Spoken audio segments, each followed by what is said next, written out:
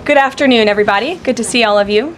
Here in our new media seat today, we have Colin Anderson with the Washington Free Beacon, who will kick off our question and answer. Colin, go ahead. Thank you, Caroline. We reported yesterday on a briefing from the Israeli defense minister in which he said the U.S. and Israel are working together to monitor any attempts from Iran to rebuild their nuclear program, and also that if Iran was to do so, the U.S. and Israel would work together to once again destroy that nuclear program. Does that align with the president's thinking? Look, the president, as I said in those opening remarks, Colin, and thanks for being with us today, views the Middle East on its way to peace and prosperity.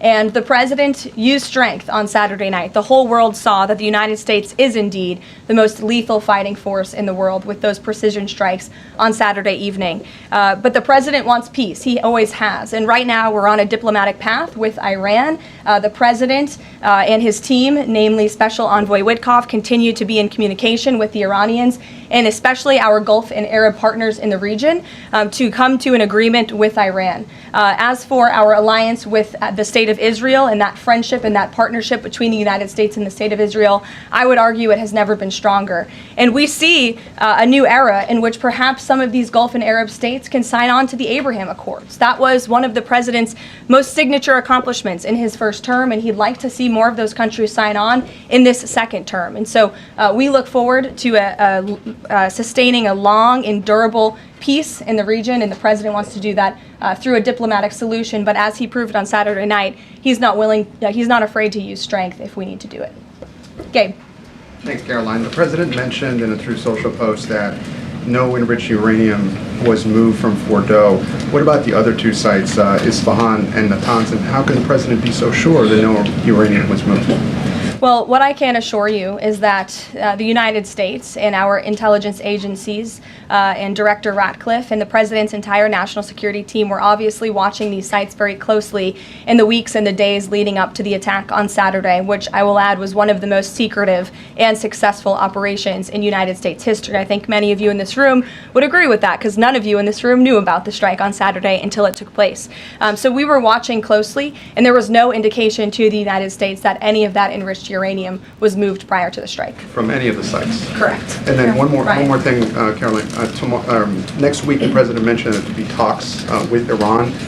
Didn't mention any details, and Iran has not confirmed them. Can you share any details about any potential talks next week? We don't have anything scheduled as of now, but I spoke to our Special Envoy Witkoff at length this morning, and I can assure all of you we continue to be in close communication with the Iranians and through our intermediaries as well, namely the Qataris, who have been an incredible ally and partner throughout this entire effort. And as I said, this administration is always focused on diplomacy and peace, and we want to ensure we can get to a place where Iran agrees to a non-enrichment civil nuclear program, and there are many other requests that the United States has. Those details continue to really, they're just starting. Of course, the operation was just on Saturday night, but we are in touch, and if there is a meeting, we will let you know as we always do. Brian. Thank you, Caroline. There's two. One on trade. On the July deadline that's coming up for the trade deals, is that deadline still hard and fast for the president, or is he now considering even coming to trade deals after that deadline, and where is he on that going forward? I think the president has been asked this quite a few times by many of you in the media. I've heard him answer it at press conferences and at gaggles. He just spoke about it on Air Force One.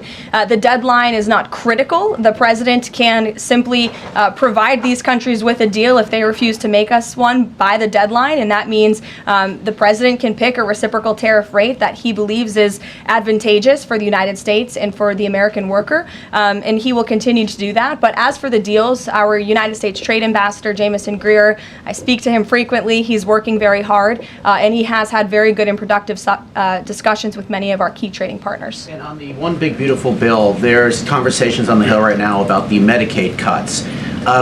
I'm curious, if the final bill that the president's been talking about comes to him and it has Medicaid cuts in it, will he sign it, or would he rather just Congress do away with those cuts? I think our friends in both the Senate and the House know exactly where the president stands on Medicaid. He wants to get rid of the waste, fraud, and abuse, and they are working to do that in the Senate right now. Jennifer.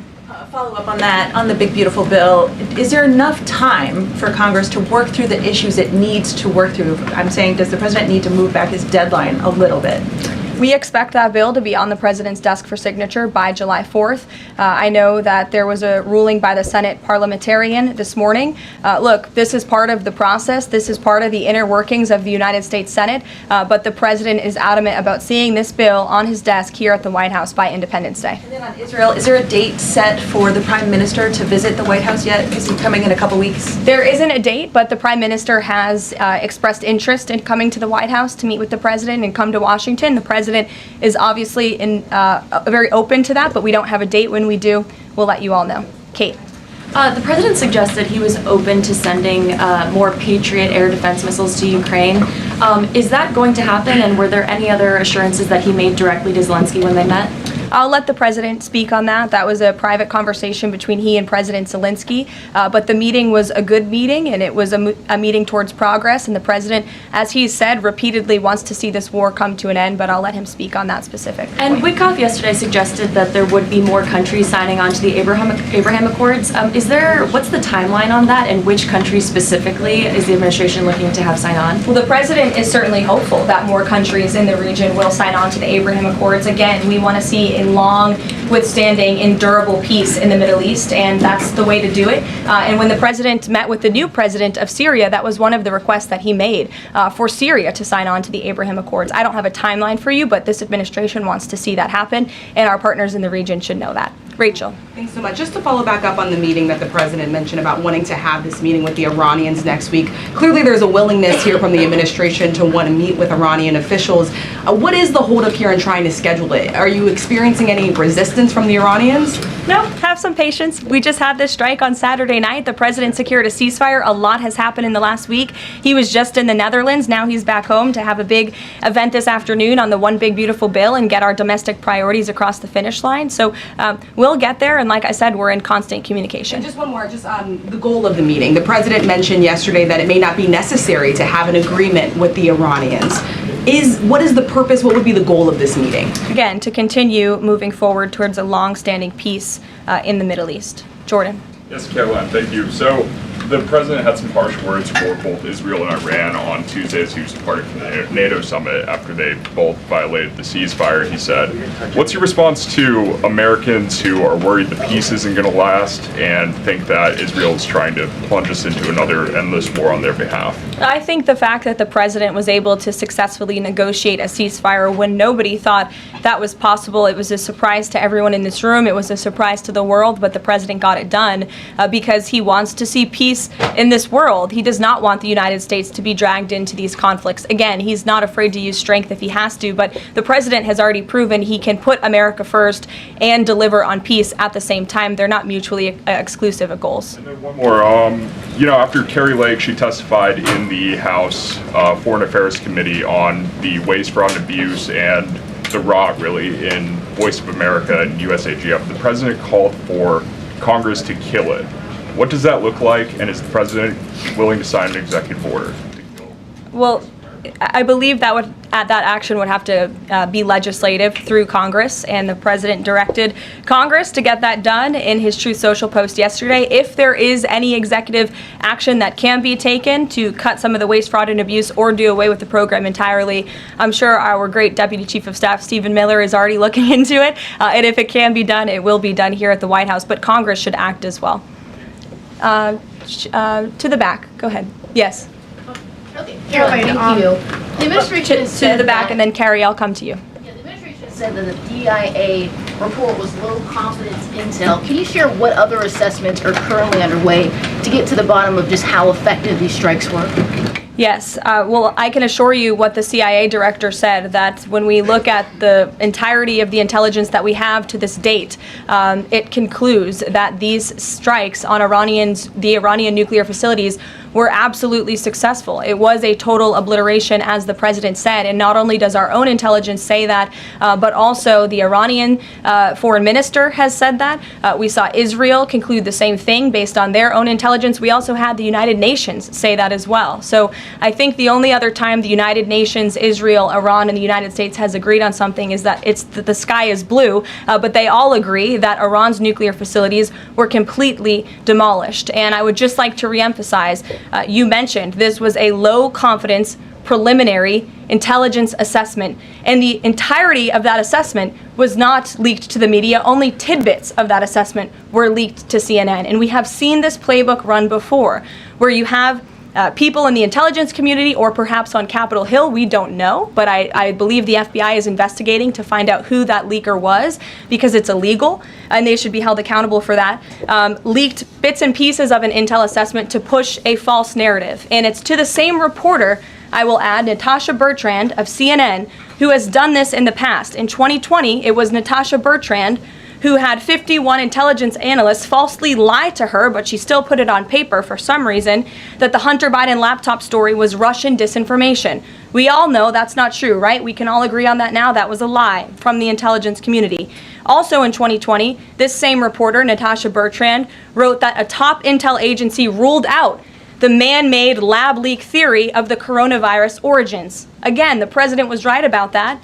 This reporter wrote a lie from the intelligence community to seek a narrative she wanted to prove, and guess what? We now know that's the truth. Also, in 2024, Bertrand pushed the suckers and losers hoax. She also pushed the fine people hoax, which was taking the president's words purposely out of context. And then last October, and I believe this is notable, Natasha Bertrand published an article in Politico from the intelligence agency. She said that John Ratcliffe was speaking without any evidence when he said Iran was attempting to undermine President Trump's presidential campaign. And then we, of course, found out that was absolutely true. In fact, the Biden administration declassed an intel report which said they had high confidence that Iran had done exactly what Ratcliffe alleged. They did run an influence campaign to hurt President Trump's candidacy. In fact, we know the Iranians tried to take President Trump's life.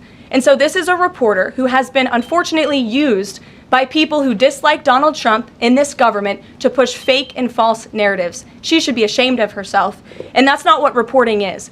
Journalism is trying to find the facts and the truth. And this week we saw this same reporter being used to push a fake narrative to try to undermine the President of the United States, and more importantly, the brave fighter pilots who conducted one of the most successful operations in United States history. And I think the American people fully know that this operation was a complete and total success. Elizabeth. Thank you, Caroline. The Miami Herald recently published a story saying the Trump administration was targeting migrant foster children. The Trump administration has denounced this as false. Could you clarify the Trump administration's position on protecting migrant children, particularly the 300,000 lost under the Biden administration? Yes, I saw that Miami Herald article yesterday, and I was aghast at the headline. It's egregious to accuse this administration of trying to target foster children. That is not at all what is happening at the Department of Homeland Security.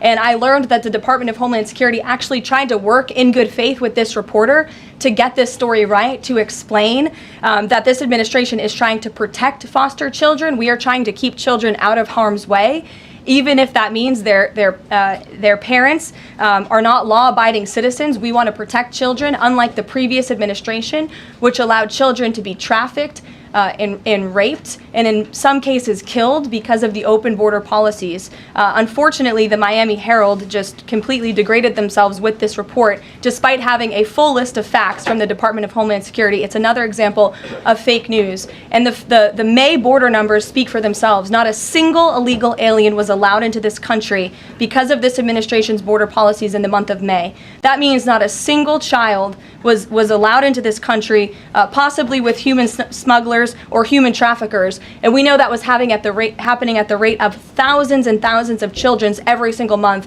in the previous administration for 4 years. And you didn't see any reporting of that from the Miami Herald, but now they're trying to accuse this administration. And we tried to give them the facts, and they refused to report them. So thank you for bringing that report to light. Aisha. Good to see you again. You too.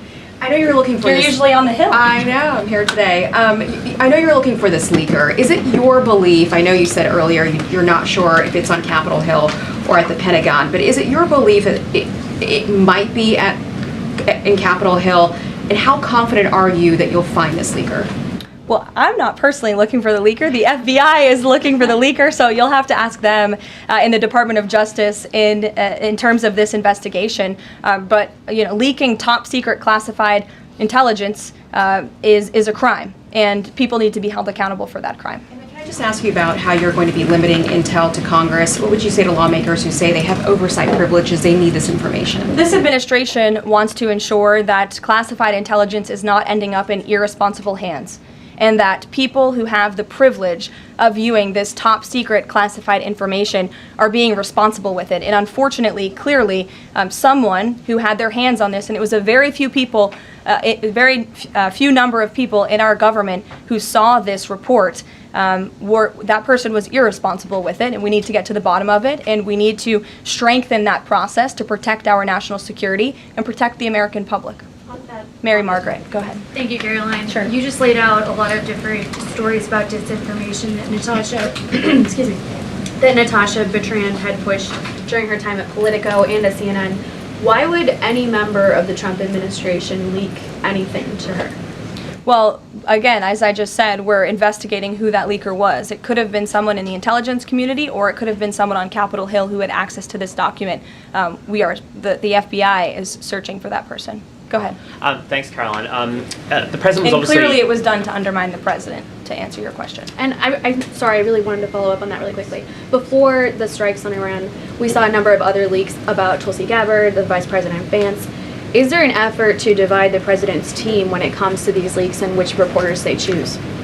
I do believe there's an effort on the outside of this building to try to divide the president's team on the inside, and sometimes you have to look at these headlines and laugh, because I've been in meetings where I know these things are absolutely not true, and again, we do our best here, I believe, to try to push back and correct the record with all of you, but there is fake reporting. That's just the reality of this country, unfortunately, but I can assure you the president's team is strong, especially the national security team. Everyone is very proud of the president, of our commander-in-chief, and of our military for the successful operation that took place on Saturday night. Thanks, Caroline. The president was obviously very pleased with getting his NATO allies to increase defense spending. He's made the same demands of Asia-Pacific allies of the United States, including Australia, where I'm from.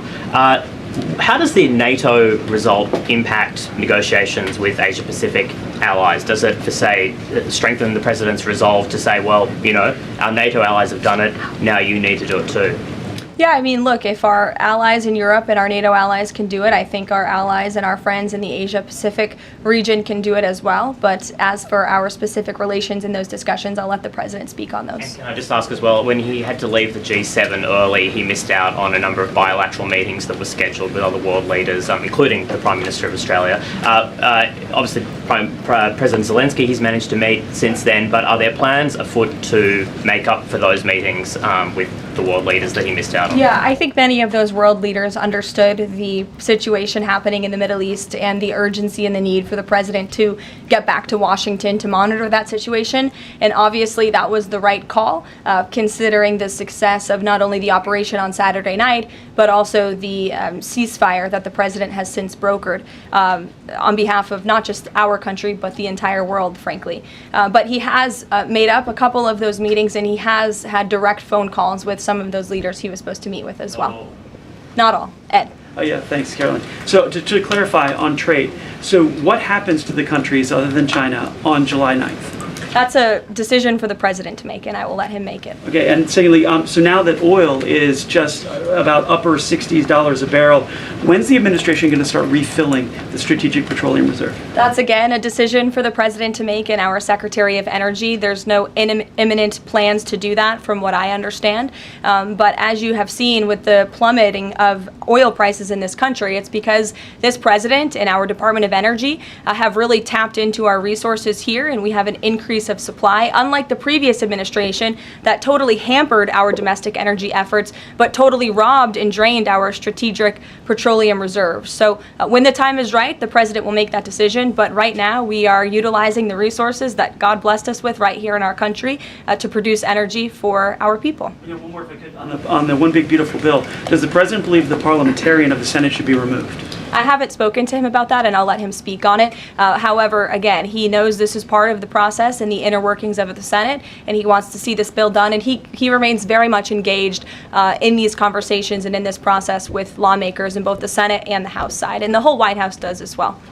In the back, yes, Libby. Thank you, Caroline. Earlier today, the president stated that these photos out of Fordo that were showing nuclear materials being removed, suspected of showing that, were just concrete workers. What intelligence is that based upon? Look, the president shared that statement with all of you, and I already answered the question about whether uranium was moved prior to the strike, and the answer is no. Is there a chance that the DIA report becomes public at any point? I don't think this administration is going to get into the habit of sharing classified, top-secret information. Those classifications exist for a reason, and I wish everyone who had the privilege of looking at these documents would respect that. Daniel?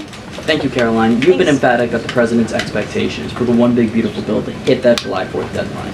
You had a big meeting on Capitol Hill yesterday with the Republican Study Committee. Did you walk away from that meeting pleased with what you heard? Did it bolster your confidence that Congress is able to meet that the expectation of the president? Yes, I did. The camaraderie at the Republican Study Committee was great. Members, expressed, their feelings about the bill, but as we saw, the bill passed through the House, despite many people believing it could not. So the House is ready to receive this bill back from the Senate so they can pass it and bring it to the president's desk. So it was a great meeting, and Republicans are very unified. And we also talked about the mayoral race in New York City and how the victory of the Democratic primary candidate really shows how far left and unhinged the Democrat Party has become. And Republicans truly are on the right side of every issue in this country. We are on the side of no men in women's sports, on the side of low taxes, secure borders. So that was the topic of discussion.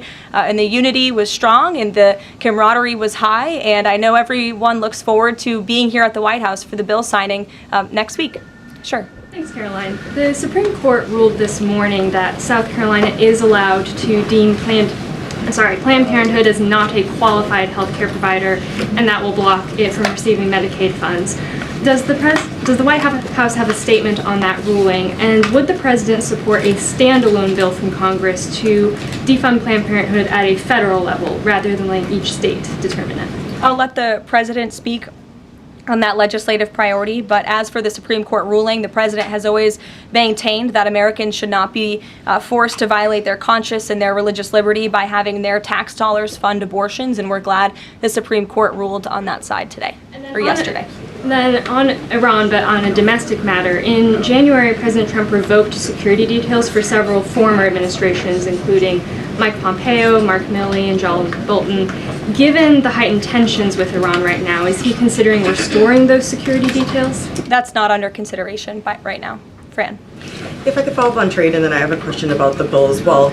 Are you saying at this point that there's no plans to extend that July 8th and July 9th deadline? I mean, especially with everything that's been going on, from Iran to the tax bill on Capitol Hill, is that under consideration at all at this point? Perhaps it could be extended, but that's a decision for the president to make.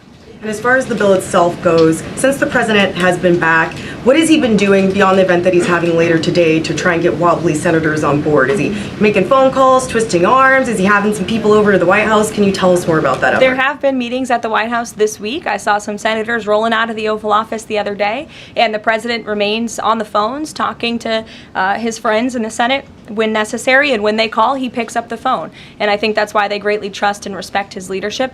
And we're having that big event later this afternoon at 4 o'clock. I would encourage you all to tune in. We're going to have some great everyday Americans who are in attendance. We'll have some tipped delivery drivers. I think we're going to have a barber from the great state of Arkansas here in attendance. We're going to have some law enforcement officers, some Border Patrol agents, and Tom Homan will be speaking as well. So the point of this event is to show the American people how this bill works for them and how there are provisions in this bill that will change their lives. Can you tell us which senators you saw rolling out of the Oval Office? I'll let the president speak on that if he wish. I don't share details about his private meetings without his permission. Emily, go ahead.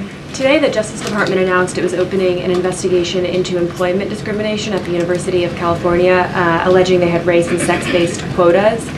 federal law bars hiring somebody based on their race or sex, but do you also object to universities working harder to make sure they have a diverse group of candidates to consider? And do you expect more investigations like this from DOJ? I have not seen that investigation from the Department of Justice, but I can certainly check in. What I can tell you, it's the position of this president that we want to restore a merit-based society and culture in the United States of America, where people are not hired nor are they promoted based on their color of their skin or their gender.